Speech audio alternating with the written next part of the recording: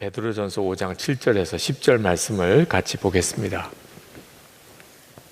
제가 봉독합니다. 너희 염려를 다 주께 맡기라. 이는 그가 너희를 돌보심이라. 근신하라. 깨어라. 너희 대적마귀가 우는 사자같이 두루다니며 삼킬 자를 찾나니 너희는 믿음을 굳건하게 하여 그를 대적하라. 이는 세상에 있는 너희 형제들도 동일한 고난을 당하는 줄 알미라. 모든 은혜의 하나님 곧 그리스도 예수 안에서 너희를 부르사 자기의 영원한 영광에 들어가게 하신 이가 잠깐 고난을 당한 너희를 친히 온전하게 하시며 굳건하게 하시며 강하게 하시며 털을 견고하게 하시리라. 아멘.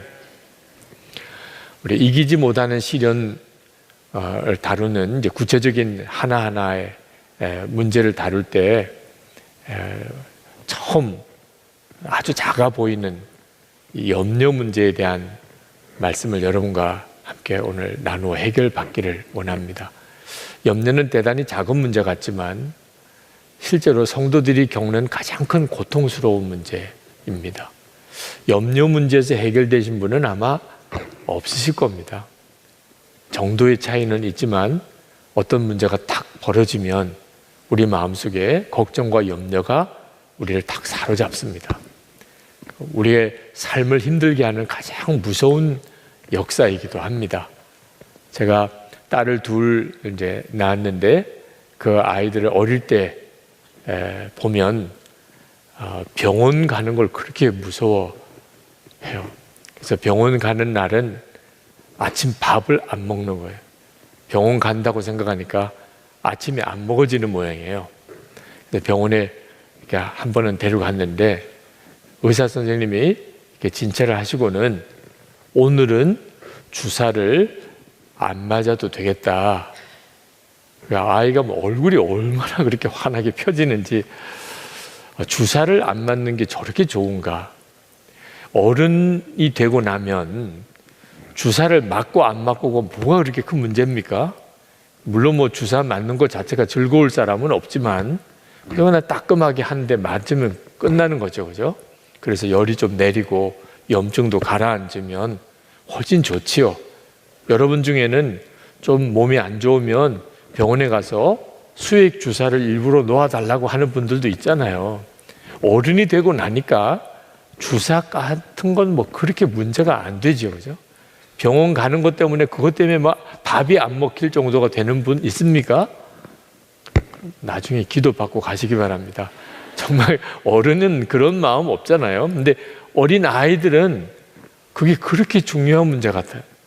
그래서 장난삼아 오늘 좀 병원 데려가야 되겠다. 그러면 그 아이는 그냥 하루 종일 그 문제 때문에 스트레스를 받는 거예요. 어린 애만 그런 게 아닙니다. 주사 같은 문제는 뭐 나이가 들면 이제는 아무것도 아니구나라고 싶어도 어른이 된 우리들도 무슨 문제가 하나 탁 생기고 나면 밤잠을 자지 못하고 걱정하고 염려하는 것은 어린애랑 똑같습니다. 경제적인 문제가 큰 어려움이 닥치면 또는 건강의 질병의 문제로 어려운 문제가 오면 또는 집안의 가족들 사이에 또는 일가 친척 부모님과의 관계에 무슨 관계의 어려움이 생기면 그러면 걱정과 염려가 우리를 사로잡죠. 그죠? 뭐 누가 말 한마디 좀 안 좋은 말 하면 나를 바라보는 눈이 조금 안 좋아 보이면 그것 때문에 며칠을 잠을 못 자는 게 우리잖아요. 우리가 살다 보면 늘 겪게 되는 이 염려, 걱정. 그런데 성경은 그렇게 염려하는 문제에 대해서 대단히 심각하게 말씀하고 있다는 겁니다. 오늘은 먼저 이 염려 문제에 대한 성경이 말하는 이 심각성을 우리가 일단은 깨달아야 된다는 것을 여러분들과 함께 나누기를 원합니다. 왜 우리가 계속 염려 문제에 시달리냐면 염려가 그렇게 심각한 문제인 줄 잘 모르는 겁니다. 누구나 다 살다 보면 다 염려하는 거지 뭐. 어려우니까 염려가 되는 거지 뭐. 그렇게 생각을 하는 거예요. 염려가 얼마나 영적으로 무서운 일인지를 정확히 알지 못하니까 염려를 떨쳐버리지를 않는 겁니다. 성경에 보면 마태복음 6장 25절에서 목숨을 위하여 무엇을 먹을까, 무엇을 마실까, 몸을 위하여 무엇을 입을까 염려하지 마라. 27절에 너희 중에 누가 염려함으로 그 키를 한 자라도 더할 수 있느냐. 예수님께서 계속 염려하지 말라는 말씀을 하세요. 염려를 해도 뭐 괜찮은 거라면 주님이 그렇게 말씀하실 리가 없잖아요. 오늘 여러분 중에 또는 이 방송으로, 생방송으로 집회에 참여하시는 분 중에 마음에 염려하는 것이 있다면 그걸 주님 앞에 내어놓으셔야 합니다. 고린도후서 7장 10절에 하나님의 뜻대로 하는 근심은 후회할 것이 없는 구원에 이르게 하는 회개를 이루는 것이요 세상 근심은 사망을 이루는 것이니라. 하나님이 우리를 근심케 하는 문제가 있습니다. 우리가 보혈 찬송을 부르고 기도할 때 우리가 지은 죄를 주님의 보혈로 씻어주시기를, 하나님의 뜻대로 하는 근심이죠. 죄가 있는 것은 하나님 앞에 회개하고 해결받아야 된다. 그런 근심은 우리를 하나님께서 온전히 구원케 하시기 위해서 하시는 역사이지만, 세상 근심은 그 사람을 사망에 이르게 만든다는 거예요. 그러니까 우리 속에 있는 근심이 하나님의 뜻대로 하는 근심인지 아니면 이게 세상 근심인지 정확한 분별을 해야 합니다. 염려는 하나님과의 관계에 치명적인 문제를 일으킵니다.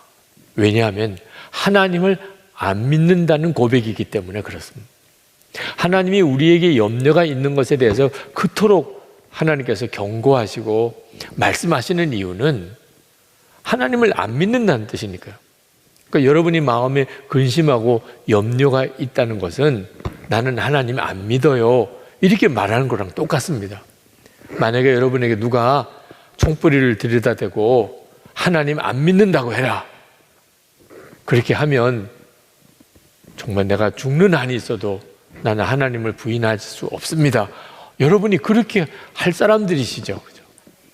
그런데 마음에 걱정하고 염려하고 있다면, 말은, 입으로 고백은 내가 하나님을 안 믿는다고 말은 안 하지만 하나님이 보시기에는 너 나를 안 믿는구나, 그것과 똑같은 것이라는 겁니다.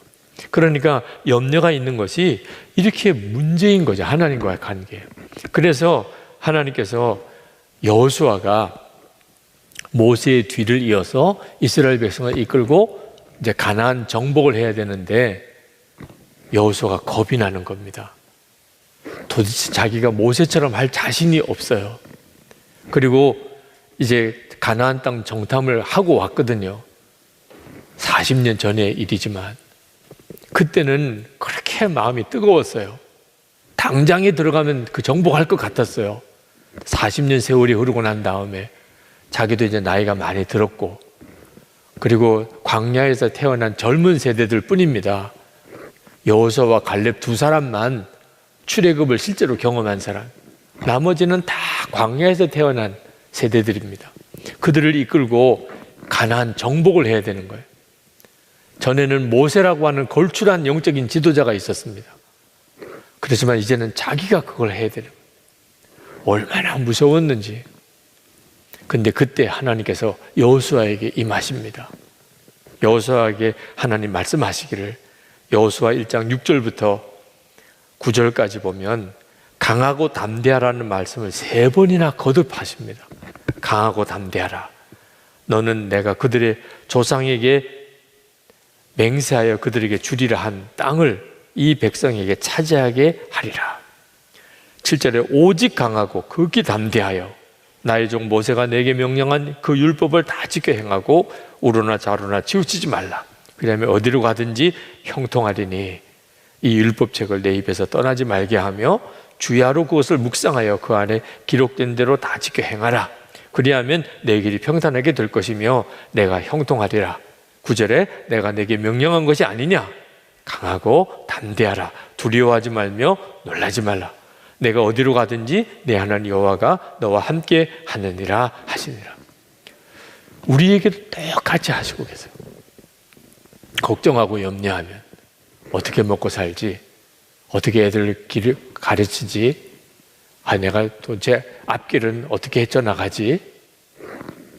우리 주님은 우리에게도 똑같이 말씀하세요. 여호수아에게 한 것처럼 강하고 담대하라.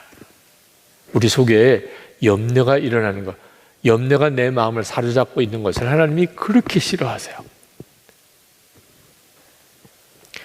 여러분이 마음에 염려가 있으면 하나님이 아무리 은혜로운 말씀을 주시고 말씀으로 여러분의 삶에 기적을 일으키고 싶어도 소용이 없어요. 염려가 있는 사람은 말씀 들어서 아무 소용이 없어요. 지금도 마음에 염려가 있으신 분들은 지금 이 시간에는 은혜를 받을 수 있어요. 이 말씀을 들을 때 뭐가 은혜가 되고, 또 보혈 찬송을 부를 때 뭔가 마음에 감동도 되고, 하나님이 나와 함께 계심에 대한 그런 어떤 놀라운 위로도 받고 깨끗함을 받았다는 어떤 느낌도 오고. 근데 여러분, 마음의 염려가 해결이 안 된 사람은 집회 끝나고 돌아가면 똑같아져요. 마태복음 13장 22절에 가시떨기에 뿌려졌다는 것은 말씀을 들으나 세상의 염려와 재물의 유혹에 말씀이 막혀 결실하지 못하는 자요. 그러니까 마음에 가시덤불이 꽉 있는 밭과 같은 사람입니다. 그러니까 말씀이 떨어지면 은혜는 돼요. 그렇지만 그 말씀이 아무런 역사가 일어나지 않는. 그러니까 집회에 오면 좀 은혜 받는 것 같은데 집에 돌아가면 똑같고, 말씀을 들으면 은혜가 되는 것 같은데 돌아서면 똑같고, 이것도 몇 번 하다 보면요, 그 다음에는 말씀 듣고 싶은 생각도 없어요. 왜? 똑같지잖아요. 말씀 들으면 뭔가 은혜가 되는 것 같은데 지나고 나면 아무 역사가 없고 삶의 변화가 없고. 분명히 주님이 말씀하셨어요. 마음에 생활의 염려가 가득한 사람은 말씀이 떨어져도 결실하지 못한다. 그렇게 이 얼마나 기가 막힌 것입니까? 걱정과 염려가 가득하면 하나님의 나라를 위해서 헌신할 수가 없어요. 하나님의 나라를 위해서 살 수 있는 마음의 여유가 없어요. 먹고 사는 염려가 가득한데, 핍박받을 것에 대한 두려움이 가득하고. 그러니까 하나님의 나라를 위한 말씀을 들어도 몸이 움직여지지를 않습니다. 예를 들어서 하나님이 나에게 복을 주시려고 먼저 내가 씨를 심게 하세요. 뭐 구제헌금을 하거나 선교헌금을 하거나 정말 하나님이 기뻐하는 일을 위해서 하나님이 나에게 먼저 너가 섬기라. 마음에 염려가 있는 사람은 못해요. 그러니까 나중에 하나님 앞에 갈 때 한평생 걱정 염려하며 사느라고 하나님의 나라 위해서는 아무것도 한 일이 없는 사람으로 하나님 앞에 서는 거예요. 한 인생을 살았는데. 누가복음 21장 34절에 너희는 스스로 조심하라. 그렇지 않으면 방탕함과 술 취함과 생활의 염려로 마음이 둔하여지고 뜻밖의 그날이 덕과 같이 너에게 임하리라. 주님이 오실 때가 가까워도 생활 염려가 가득한 사람은 하나도 느낌이 없어요. 지금이 중요한 때구나. 지금이 내가 이렇게 살면 안 되는 거구나. 지금이 뭔가 조짐이 영적으로 대단히 아주 심각한 문제가 있구나. 하나도 느껴지지 않아요. 그냥 먹고 입고 사는 일에 정신이 하나도 없어요. 그러다가 어느 순간에 뻥 하고 터지고 나면, 그러면 진짜 나 뭐하고 살았지? 그렇게 된다는 거예요. 그래서 술 취하는 것과 방탕한 것과 생활의 염려가 영적으로는 같은 문제에 있다는 거예요. 여러분, 술 취하고 방탕한 사람은 오늘 안 오셨죠? 그렇죠? 불금이잖아요. 지금 거리두기를 하고 살라 그렇게 이야기를 해도 나라가 도무지 정말 답답해서 그렇게 안타까워하는 뉴스를 듣습니다. 오늘 밤에 이렇게 성령 집회에 오신 여러분들은 마음에 정말 어지간한 갈망이 있으니까 오신 거죠. 방탕함과 술 취함과 관련이 전혀 없는 사람이죠. 그러나 한 가지 다시 점검해 봐야 될 게 있는데, 생활에 염려가 있는 사람은 영적으로는 똑같은 상태에 있다는 겁니다. 염려가 우리에게는 실제로 도움이 안 될 뿐만 아니고 심각한 영향을 끼쳐요. 마귀가 틈타는 통로입니다. 우리가 염려하는 것, 우리 속에 생활의 염려를 가지고 있는 것이 그렇게 하나님께서 그 일에 대해서 경고하시고 염려하지 말라고 하시는 이유는 완전히 마귀 놀이터를 만들기 때문에 그렇습니다. 그래서 오늘 말씀해 보면 너희는 염려를 다 주께 맡기라. 이는 그가 너희를 돌보심이라. 베드로전서 5장 7절에 말씀하시고 바로 그 다음 8절에 가면 염려하지 말라고 하신 이유를 말씀하시는 거예요. 근신하라 깨어라 너희 대적 마귀가 우는 사자같이 두루다니며 삼킬 자를 찾나니. 그러니까 마귀가 도대체 누구를 찾고 삼키려고 하는 거죠? 염려가 있는 사람이에요. 마음에 염려가 가득한 사람이 마귀 밥이라는 겁니다. 그러니까 여러분이 마음에 걱정과 염려를 가지고 있으면 그건 마귀에게 초청장을 보내는 거나 오세요 이렇게 제발 좀 오세요. 그게 좀 기가 막힌 거죠. 그러니까 염려한다는 것은 정말 심각한 문제구나 하는 사실을 여러분이 알아야 합니다. 무릇 지킬 만한 것보다 더욱 내 마음을 지키라. 이유는 우리의 마음이 주님이 거하시는 곳이고 그리고 마음에서 주님을 만나고 우리의 삶 전체를 뒤집어 놓는 역사가 내 마음에서 시작이 돼요. 예수님이 우리 마음에 오셨거든요.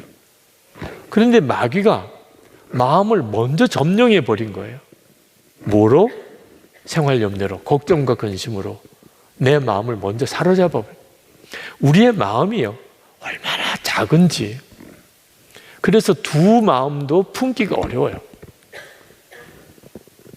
만약에 내가 주 예수님을 진짜 마음에 주님의 마음을 품으면 걱정과 염려는 들어올 틈이 없고 내가 세상 걱정과 근심을 마음에 품으면 주님 바라볼 수 있는 여지가 없어지게 됩니다. 그러니까 염려한다는 것은 정말 심각한 문제죠. 이걸 모르기 때문에 많은 성도들이 마음에 염려와 걱정이 있는 것을 그냥 내버려 두는 거예요. 그게 뭐 큰 죄예요? 뭐 내가 무슨 누구를 사기쳤어요? 누구를 폭행을 했어요? 내가 무슨 간음을 저질렀어요? 그냥 좀 걱정이 있는 거예요. 염려를 가지고 있는 거예요. 그렇게 생각이 드니까 걱정과 염려를 심각한 문제로 생각하지 않는 겁니다. 만약에 여러분이 몸에 암이 있다는 사실이 드러났다면 여러분 어떻게 반응하시겠어요? 여러분 스스로도 얼마나 정말 난감합니까? 암이래. 그리고 가족들에게 주변에 있는 사람에게 목사님에게 기도해 주시는 분에게 알려서 기도해 주세요. 그리고 빨리 병원에 가서 이거 어떻게 치료를 해야 될지 수술을 해야 되냐 항암 치료를 받아야 되냐 그렇게 여러분이 정말 다급하게 심각하게 그 문제를 다루지 않겠습니까? 암은 대단히 중요한 문제라고 여기기 때문에 그런 거예요. 여러분이 암이 있는데 그래서 병원에 갔더니 암입니다. 근데 어느 분하고 식사하면서 정말 암이래요. 아니 그걸 언제 하셨어요? 한 열흘 됐어요. 이런 일은 있을 수가 없잖아요. 그런데 마음의 염려는 그렇지가 않다는 거예요. 마음의 염려는 벌써 가지고 있은 지 일주일이 지나고 열흘이 지나고도 그냥 계속 염려는 가지고 있는 거예요. 모르니까. 염려가 얼마나 심각한 문제를 일으키는지를 모르니까. 늘 비유를 들어 말씀을 드리지만 이렇게 물컵이 있는 것을 잠깐 물을 마시고 내려놓으면 이 물컵 무게가 그게 얼마나 무겁겠어요. 그죠? 잠깐 마시고 내려놓는 거야 아무것도 아니죠. 근데 이 물컵을 계속 한 시간을 들고 있다면 이 무게도 만만치가 않아요. 만약에 이 물컵을 하루 종일 들고 있다면 그 다음에는 정말 팔에 어깨에 상당한 부담이 되고 만약에 이 물컵을 한 주간 동안 내내 들고 있다면 그건 정말 탈이 나는 거죠. 염려는 그 자체가 아무것도 아닌 것 같지만 그것을 계속 품고 있는 것. 예를 들면 밤잠을 못 자요. 밤에 잠이 안 와요. 여러분 다 그런 경험이 있으실 겁니다. 어떤 일이 딱 염려가 되니까. 그러니까 밥맛도 없고, 그리고 밤에 잠도 제대로 못 자겠고. 그럴 때 여러분, 문제보다도 내가 그 일로 인해서 염려를 가지고 있다는 것이 더 크다 하는 사실을 깨달아야 되는 거예요. 실제로 어려운 일보다 내가 그 일로 인해서 염려하고 있다는 게 훨씬 크다. 심각한 문제다. 그 점을 여러분이 분명하게 인식을 해야 하는 겁니다. 심우임 목사님이 새벽기도 때 그 네팔 선교사님 이야기를 잠깐 하신 적이 있는데, 네팔의 코로나19로 인해서 사망자 수가 그 선교사님이 보고한 그때 13명인가 네팔에서 코로나19로 사망자가 13명이 나왔다는 거예요. 그런데 그 코로나19로 인해서 다 봉쇄가 되고 이동도 못하게 하고 그렇게 돼서 경제적으로 어려움이 닥치니까 자살을 한 사람이 875명이라는, 코로나19로 인해서 감염이 되어서 죽은 사람은 13명. 근데 코로나19로 인해서 경제적인 어려움이 닥치니까 그것 때문에 자살, 스스로 목숨을 끊은 사람 875명. 이게 염려가 가지고 있는 문제예요. 실제로 그 어려움보다도 그것으로 인한 염려가 우리를 도망치는 거죠.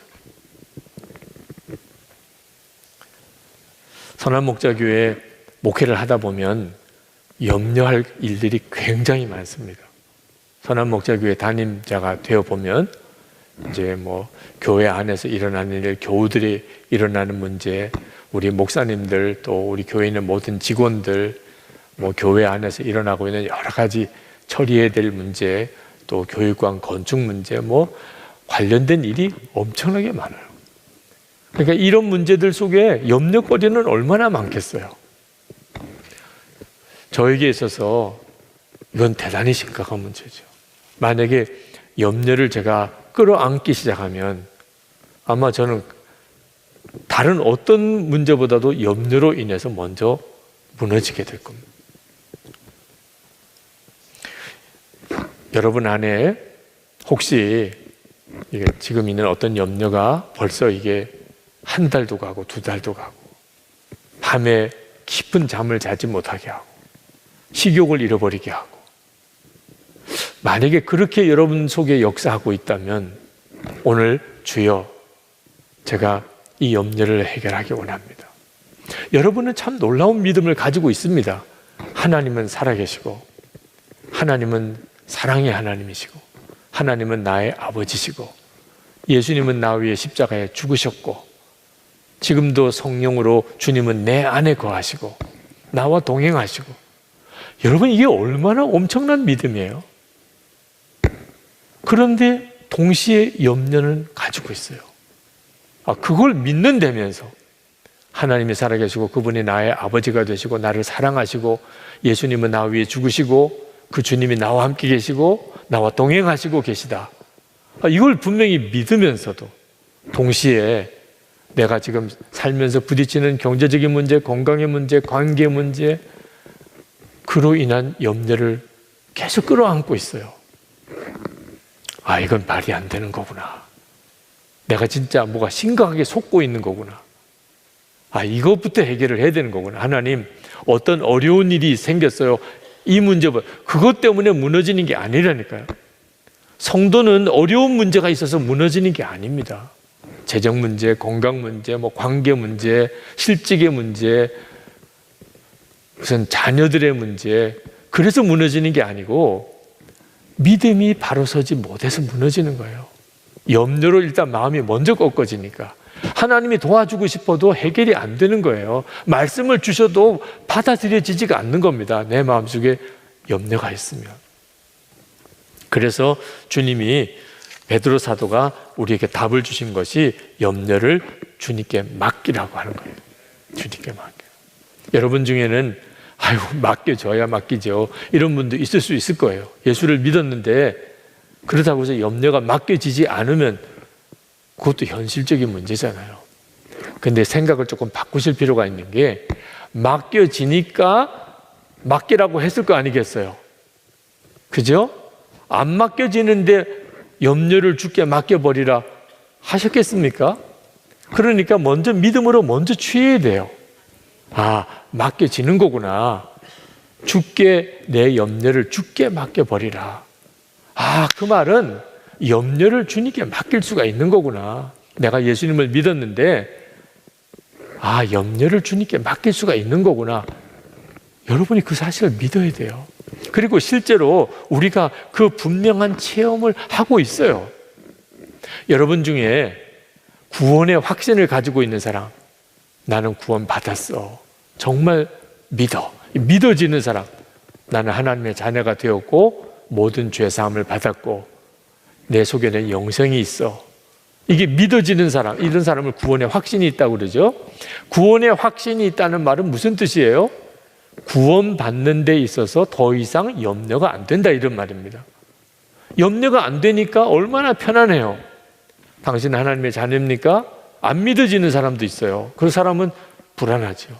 당신 죽어도 천국에 갈 수 있겠습니까? 안 믿어지는 사람이 있어요.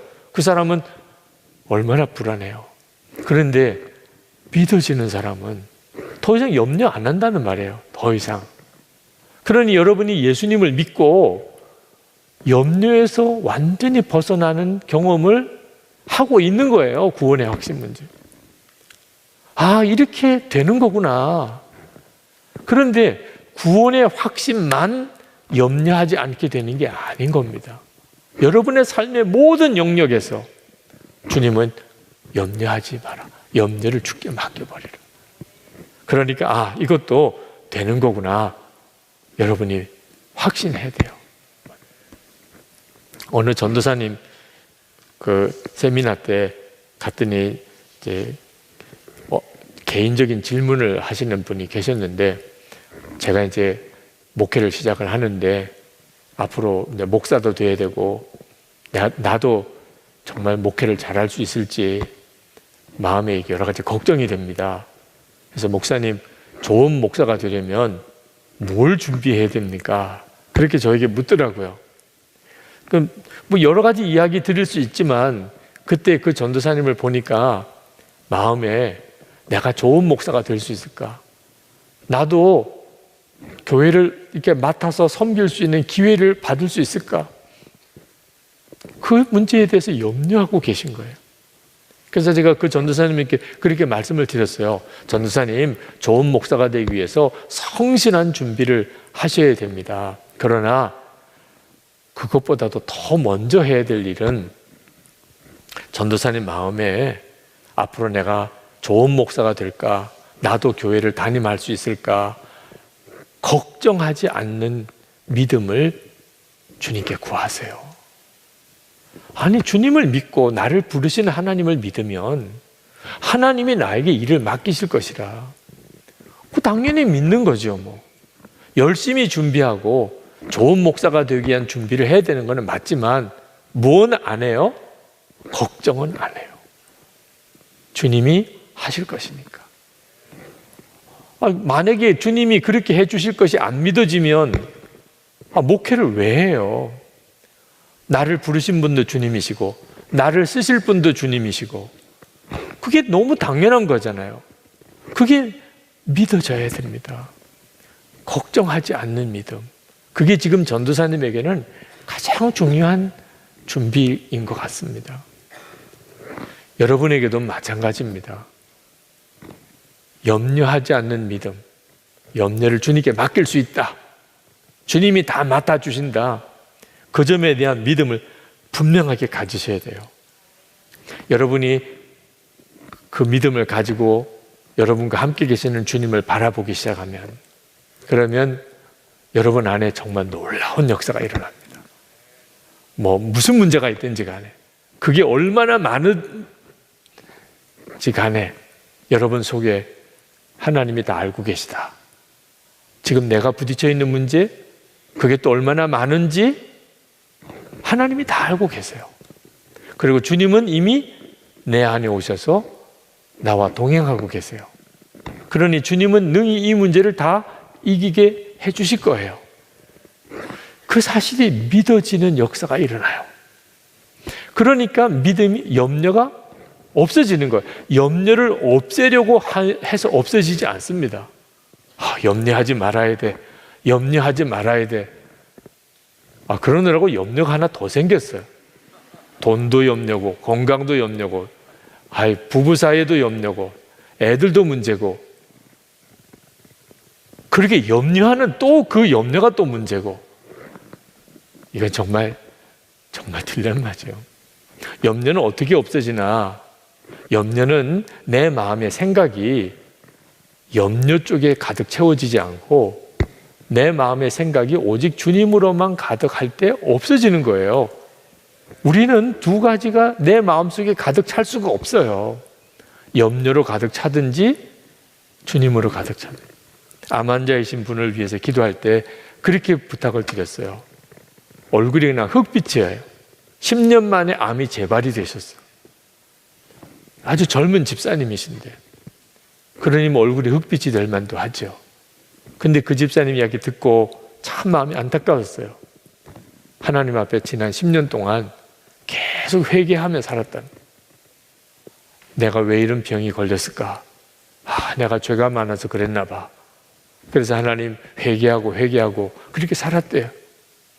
제가 보니까 건강한 사람도 그렇게 10년을 살면 암이 걸리겠더라고요. 하나님, 그렇게 우울하게, 그렇게 마음이 힘들게 계속 암만 묵상하고 그렇게 샀는데 몸이 어떻게 감당을 해요? 그래서 그 집사님에게 말씀을 드렸어요. 집사님, 이러다가는 큰일 나요. 집사님 안에는 지금 암도 생겼고 그러나 집사님 안에 예수님도 계세요. 누가 더 커요? 비교할 수 없이 예수님이 큰데도 집사님은 지난 10년 동안 암만 계속 생각하고 살았어요. 그러니 안 되는 거예요. 주님도 역사를 못 하시는 거예요. 이제 우리 기도하지만 집사님도 믿음으로 반응해야 돼요. 집사님, 이제부터는 계속 예수님만 생각하는 겁니다. 없는 걸 생각하는 게 아니잖아요. 예수님은 이미 내 안에 계신데 주님만 생각. 목표는 암이라는 생각이 안 들 정도로 예수님만 생각하다 보니까 내가 암이라는 걸 잊어버렸어요. 이게 할렐루야예요. 24시간 예수님을 바라보자. 그러기 위해서 매일 일기라도 쓰자. 그러면 어떤 일이 벌어지죠? 세상의 염려와 근심을 생각할 여지가 없어지는 거예요. 내 마음속에. 염려가 생기면 즉시 주님 생각.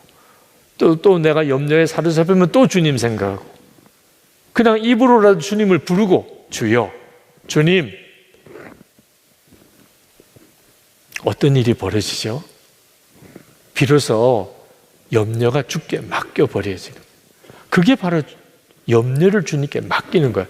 염려를 생각하지 않고 주님을 붙잡는 거죠. 이 교회에 와서 예배당을 건축할 때 그때 정말 계산이 안 되는 건축을 했습니다. 빚은 엄청나게 많고 그런 가운데 또 이 본당 공사를 또 해야 되고 그러면 빚을 더 져야 되는 거예요. 그러다고 해서 교인이 많은 것도 아니고 남은 교인들은 그 전까지 건축원금 하느라고 지칠 대로 지쳐요. 온전한 집을 가지고 있는 분도 거의 없을 정도. 자, 그런 가운데 이제 이 건물이 불법 건물이 될 지경이 됐으니 그러니 우리가 이 성남시청의 골칫거리가 되어서는 곤란하지 않는가, 교회가. 그러니 예배당 공사를 마무리하고 준공도 마치고 그리고 주님을 진짜 믿읍시다. 우리에게는 이걸 감당할 힘은 없지만 주님은 하실 수 있잖아요. 그래서 이제 예배당 공사를 했어요. 그게 2006년입니다. 예배당 공사를 끝냈는데 그만 부도 위기가 왔어요. 도무지 이자도 갚을 수가 없는 상태가 된 겁니다. 공사를 마무리하고 그리고는 그해 10월에 부도가 날 형편이 됐습니다. 재정부에서 도무지 이자를 이렇게 마련할 길이 더 이상은 없다. 그때 미국 집회를 갔다가 한국에 돌아오는 비행기에서 심장에 쇼크가 왔어요. 이제 부도가 난다. 선한목자교회라는 교회에 예배당 무리하게 짓더니 부도가 났다. 뭐 신문에 나고 방송에 나오고. 자, 그걸 어떻게 감당하냐면, 실제로 부도가 난 거 아니에요. 부도가 날 걸 생각하니까 쇼크가 왔다니까. 염려가 그렇게 무서운 거예요. 부도가 나서 쇼크가 왔으면 그랬나 보다 그럴 텐데, 부도가 안 난 거예요, 아직은. 근데 날까봐 걱정이 되니까 벌써 쇼크가 오잖아요. 염려가 이렇게 무섭더라고요. 그때 숨도 쉴 수가 없고, 정말 칼이 심장에 꽂힌 것 같이 그렇게 통증이 올 때 했던 고백은 나는 죽었습니다. 나는 죽었습니다. 그 고백을 정말 몇 번을 했습니다. 참 놀랍게도 정말 주님을 정말 바라보면 염려를 주께 맡겨버리는 역사가 일어나더라고요. 다시 이렇게 숨이 쉬어지고, 야, 살았다, 그런 느낌이 드는데, 참 놀랍게도 이 예배당 건축의 부채 문제가 해결됐다는 게 믿어지는 거예요. 근거도 하나도 없어요. 어떻게 해결될 건지에 대한 근거도 없는데 믿음은 정말 신비한 거예요. 믿어지는데 어떻게 믿어지는데. 이제 한국에 도착하면 그러면 반드시 무슨 역사가 있을 거야. 그때 어느 분이 1억 헌금을 11조를 하시고, 하여튼 뭐 이렇게 전혀 예상치 못했던 일들이 이어지면서 그 이자 갚는 숨통이 이렇게 또 열리고 열리면서 그 이후에는 이 연체 문제에 대해서 더 이상 시달림이 없었어요. 주님을 이렇게 붙잡게 돼서 내 마음에 믿어지는 역사가 일어나는 게 염려가 사라진 거예요. 믿어지니까. 주님이 믿어지고, 그리고 내 마음속에 더 이상 염려가 되지 않으면 그 다음부터는 정말 놀라운 길을 가게 되는 거예요. 여호수아도 그렇게 염려가 되더니 하나님의 말씀을 듣고, 그리고는 그 말씀을 붙잡고 일어났습니다. 무슨 근거가 있는 것도 아니에요. 똑같은 상황이에요. 지금 가나안 땅 이제 들어가서 가나안 땅을 정복을 해야 됩니다. 하나 달라진 게 있다면 하나님의 말씀을 받은 겁니다. 그리고는 사람이 완전히 달라져 버렸어요. 가나안 정복 들어가고 여리고 성부터 무너지기 시작하고 하나님의 역사가 일어나게 된 거죠. 이 일이 지금 이 시간에 여러분에게 있어야 하는 거예요. 주님은 이제 여러분 각자에게 그 일을 하십니다. 절대로 걱정하고 염려해서 문제가 해결되지 않습니다. 함양에 있는 어느 교회 목사님이 예배당 건축을 참 정말 기도하며 그 교회 교인들의 갈망과 소원이었는데 주민들이 너무너무 반대를 하는 거예요. 뭐 경상도 쪽 지역의 분위기가 그런 어려움이 있지요. 그러니 예배당 건축을 너무 진행을 할 수가 없는 상황이 되었는데 기도 중에 하나님께서 너 걱정하지 마. 너 그 주민들의 반대에 대해서 너 그것 때문에 너무 속상해하지 마. 그럼 주님이 그렇게 응답을 주시면 어떻게 해야 돼요? 걱정 안 하는 거죠. 주민들이 짓지 말라고 하면 짓지 않겠습니다. 뭐 가로막으면 그냥 우리 안 하겠습니다 하는 거죠. 그것 때문에 속상할 것도 없고 그것 때문에 막 염려할 것도 없어요. 주님이 응답하셨으니까. 그런데 참 놀랍게도 더 좋은 곳에 대지가 마련이 된 거예요. 그 정말 짓고 싶었던 거기는 주민들의 반대를 못 했는데 훨씬 더 넓고 좋은 곳에 갑자기 땅이 생겨서 거기다 예배당을 짓게 된 거예요. 만약에 그것 때문에 걱정하고 주민들하고 싸우고 했었으면 아마 교회 자체도 참 어려움도 많았고 예배당도 지을 수가 없었을지 모르겠는데 결국은 역사는 주님이 하시는 거죠. 병 고침을 받는 것도 마찬가지예요. 사실 이게 환우들을 위해서 기도할 때마다 저에게는 굉장한 믿음의 싸움이 있습니다. 제가 무슨 죽은 사람, 병든 사람 고칠 수 있는 능력이 제게 있겠어요? 실제로 몸이 아파서 기도받기를 원하는 분을 만나면 제가 무슨 방법으로 그 사람을 치유할 수 있겠어요? 그때 필요한 게 믿음이거든요. 걱정하는 게 아니고 믿음이란 말입니다. 그런데 믿음이 생겨야 이게 믿음이 되는 거죠. 근데 하나님이 저에게 깨우쳐 주신 것이 믿을 수 있는 확실한 근거가 하나 있어요. 뭐냐면 주님이 함께 계시잖아요. 주님이 함께 계신 거 하나는 분명히 믿을 수 있잖아요. 여기에 환자가 있습니다. 저는 기도 요청을 받았어요. 그런데 주님이 같이 계세요.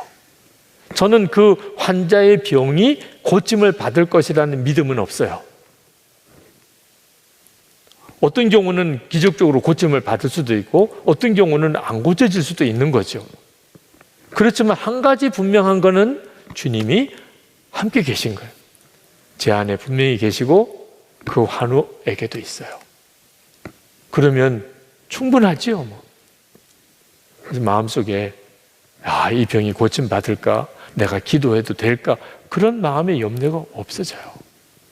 믿음으로 기도해요. 주님, 역사해 주세요.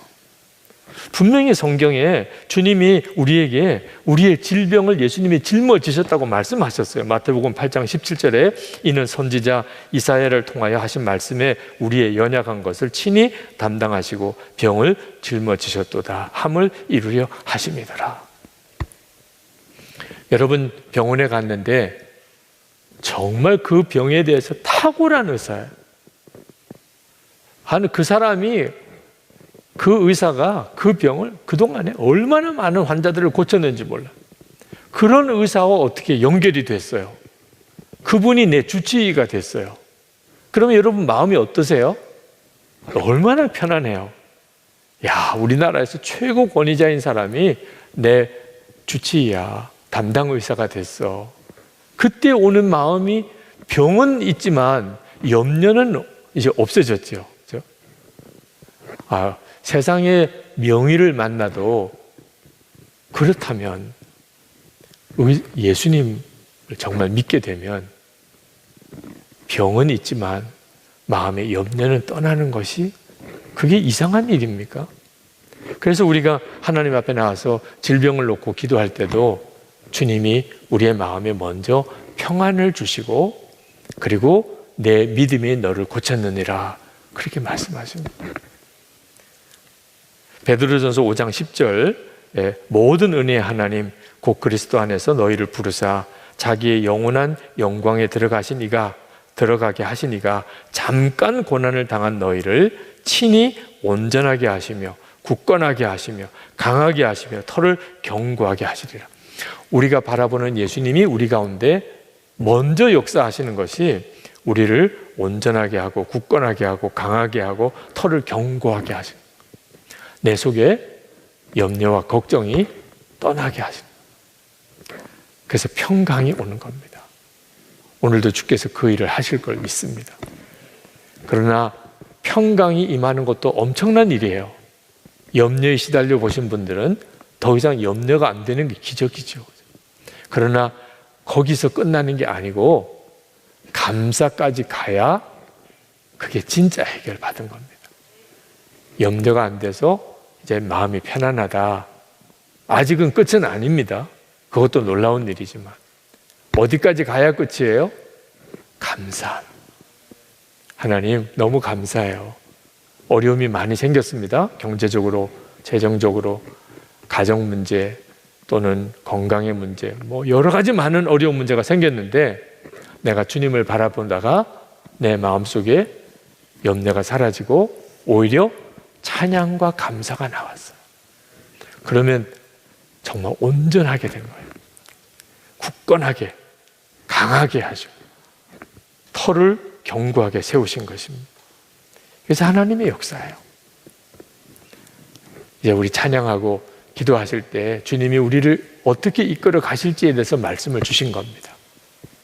여러분의 염려가 주님께 맡겨지고, 다시 말하면 염려를 품으면 안 된다는 것을 깨달은 거예요. 내가 가지고 있는 게 어려운 문제가 아니고 그것 때문에 염려하는 거구나. 주님, 이 염려를 이제 내가 주님께 다 맡깁니다. 그리고 여러분 속에 평안이 오고 그리고 그 뒤에 감사가 터지는 역사가 일어나면 여러분은 응답받은 것을 믿으시기 바랍니다.